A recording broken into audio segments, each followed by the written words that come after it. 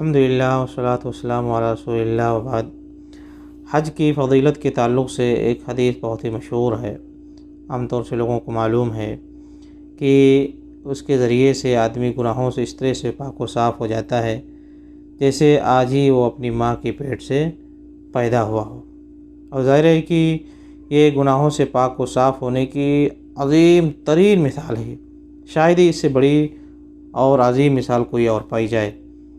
لیکن ایک حدیث دیکھیں، جس حدیث میں نبی علیہ السلام نے سیم اسی فضیلت کا تذکرہ کیا ہے، سیم اسی مغفرت کا تذکرہ کیا ہے، یہی مثال آپ نے بیان فرمائی ہے ایک چھوٹے سے عمل پر۔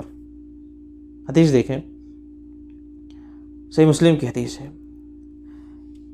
عمر بن عبسہ رضی اللہ عنہ کہتے ہیں کہ میں نے نبی علیہ السلام سے وضو کے تعلق سے سوال کیا، تو آپ نے تفصیل بیان فرمائی کہ جب ایک بندہ وضو کرتا ہے، کلی کرتا ہے، ناک کو صاف کرتا ہے، تو اس کے گناہ، منہ کے گناہ اور ناک کے گناہ پانی کے ساتھ باہر آ جاتے ہیں۔ جب بندہ چہرہ دھلتا ہے تو پانی کے ساتھ اس کے چہرے کے گناہ باہر نکل آتے ہیں۔ اس کے بعد جب وہ ہاتھوں کو دھلتا ہے تو پانی کے ساتھ اس کے ہاتھوں کے گناہ باہر آ جاتے ہیں۔ پھر جب وہ مسح کرتا ہے تو سر کے گناہ باہر آ جاتے ہیں۔ پھر جب وہ پیروں کو دھلتا ہے تو پیروں کے گناہ باہر آ جاتے ہیں۔ پھر اگر وہ کھڑا ہوتا ہے نماز کے لیے، نماز کے لیے کھڑا ہوتا ہے اور کیا کرتا ہے، فحمد اللہ واثنى علیہ ومجدہ، اور نماز میں اللہ تعالیٰ کی تعریف، ثنا اور تمجید کرتا ہے، اللہ کی بزرگی بیان کرتا ہے، بما هو اہلہ، جس کا رب العالمین اہل ہے۔ اور یہ ساری چیزیں سورہ فاتحہ میں موجود ہیں، اللہ تعالیٰ کی تعریف، اللہ کی ثنا اور اللہ کی تمجید، یہ سب سارے سورہ فاتحہ میں موجود ہے۔ تو نبی علیہ السلام نے فرمایا کہ بندہ وضو کے بعد کیا کرتا ہے، کھڑا ہوتا ہے اور اللہ رب العالمین کی حمد بیان کرتا ہے، ثنا بیان کرتا ہے، تمجید کرتا ہے۔ وفرغ قلبہ، اور اپنے دل کو پوری طرح سے تمام دوسرے خیالات سے فارغ کر لیتا ہے، صرف اللہ کی طرف متوجہ ہو جاتا ہے، صرف کیا کرتا ہے، اللہ رب العالمین کی طرف متوجہ ہو جاتا ہے۔ تو اس کو اجر کیا ملتا ہے، انصرف من خطیئتہ کیوم ولدتہ امہ، تو اپنے گناہوں سے اسی طرح سے پاک و صاف ہو جاتا ہے جس طرح سے وہ اس دن ہوتا ہے جس دن اس کی ماں نے اس کو پیدا کیا ہوتا ہے، اس کو جنم دیا ہوتا ہے، ماں کی پیٹ سے جس دن وہ شخص پیدا ہوا ہوتا ہے، اسی طرح سے وہ گناہوں سے پاک و صاف ہو جاتا ہے۔ کون شخص؟ جو یہ وضو اس طرح سے صحیح سے کر کے اس طرح سے وہ نماز پڑھ لیتا ہے، نماز میں کیا کرتا ہے، وہ اللہ رب العالمین کی تعریف کرتا ہے، ثنا بیان کرتا ہے، تمجید کرتا ہے۔ اور یہ ساری چیزیں کیسے حاصل ہو جائیں گی؟ سورہ فاتحہ پڑھنے سے سب حاصل ہو جائے گا۔ صرف اس کو خاص طور سے کس چیز کو دھیان میں رکھنا ہے، وَفَرَّغَ قَلْبَهُ للہ، رب العالمین کے لیے دل کو پوری طرح سے خالی کر لے، پوری طرح سے رب العالمین کی طرف متوجہ ہو جائے نماز میں۔ اگر یہ کر لیتا ہے تو وہ گناہوں سے اس طرح سے پاک و صاف ہو جاتا ہے جس طرح سے وہ اس دن ہوتا ہے جس دن اس کی ماں نے اس کو جنم دیا ہوتا ہے، جس دن وہ اپنی ماں کے پیٹ سے پیدا ہوا ہوتا ہے۔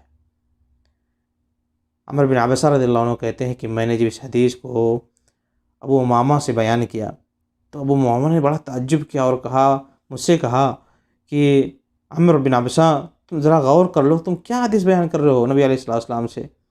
یعنی کہنے کہ کہیں تم غلط تو نہیں کہہ رہے ہو، کہیں تم نے غلط تو نہیں سن لیا، کچھ تم سے مسٹیک اور غلطی تو نہیں ہو رہی ہے؟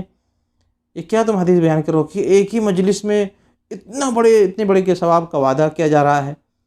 تو وہ عمر بن عبسہ رضی اللہ عنہ نے کہا کہ دیکھو، کبر سنی ورق عظمی و اقترب اجلی، کہا کہ میری عمر دراز ہو چکی ہے، میرے ہڈیاں کمزور پڑ چکی ہیں اور میری موت قریب آ چکی ہے۔ وما بحاجہ ان اکذب علی رسول اللہ ولا علی رسولہ صلی اللہ علیہ وسلم، مجھے کوئی ضرورت ہی نہیں ہے کہ میں اس پوزیشن میں پہنچ کر کے اب اللہ پر جھوٹ بولوں، اللہ کے رسول صلی اللہ علیہ وسلم پر جھوٹ بولوں، ایسا نہیں ہو سکتا۔ میں نے اس حدیث کو نبی علیہ السلام سے ایک بار نہیں، دو بار نہیں، تین بار نہیں، میں نے اس حدیث کو نبی علیہ السلام سے 7 بار سے زیادہ سنا ہے۔ دیکھ رہے ہیں، اتنی بڑی تاکید کر دی کہ حدیث کس طرح سے صحیح اوتھینٹک ہے، اور میں نے اس کو صحیح سے سنا ہے، جو میں نے سنا وہی میں بیان کر رہا ہوں۔ نبی علیہ السلام نے اتنے بڑے اجر کا اور اتنی بڑی مغفرت کا وعدہ کیا ہے اس شخص کے لیے جو اس طرح سے وضو بنا کر کے رب العالمین کے سامنے نماز پڑھتا ہے اور رب العالمین کی حمد و ثناء اور تعریف کرتا ہے، تمجید کرتا ہے، اور اپنے دل کو پوری طرح سے رب العالمین کے لیے متوجہ کر لیتا ہے، تو گناہوں سے ایسے ہی پاک و صاف ہو جاتا ہے جیسے آج ہی وہ اپنی ماں کے پیٹ سے پیدا ہوا ہو۔ یہ سیم وہی مغفرت ہے جو آدمی کو حج پر ملتی ہے، دیکھ رہے ہیں؟ اور حج کرنے کے لیے آدمی کو کتنا کچھ کرنا پڑتا ہے، کتنی پلاننگ، کتنا پیسہ جمع کرنا، کتنی تمنا، کتنی دعا، اس کے باوجود بعد کہیں حج کی فرصت انسان کو ملتی ہے، لیکن اتنا بڑا اجر اور اتنا بڑا مغفرت کا وعدہ یہاں پر اتنے چھوٹے سے عمل پر کیا جا رہا ہے۔ لہٰذا ہمیں حج کی بھی حرص رکھنی ہے اور ہمیں اس عمل کی بھی حرص رکھنی چاہیے۔ اللہ تعالیٰ ہمیں اس کی توفیق عنایت فرمائے، آمین۔ وصلی اللہ وسلم علی نبینا محمد۔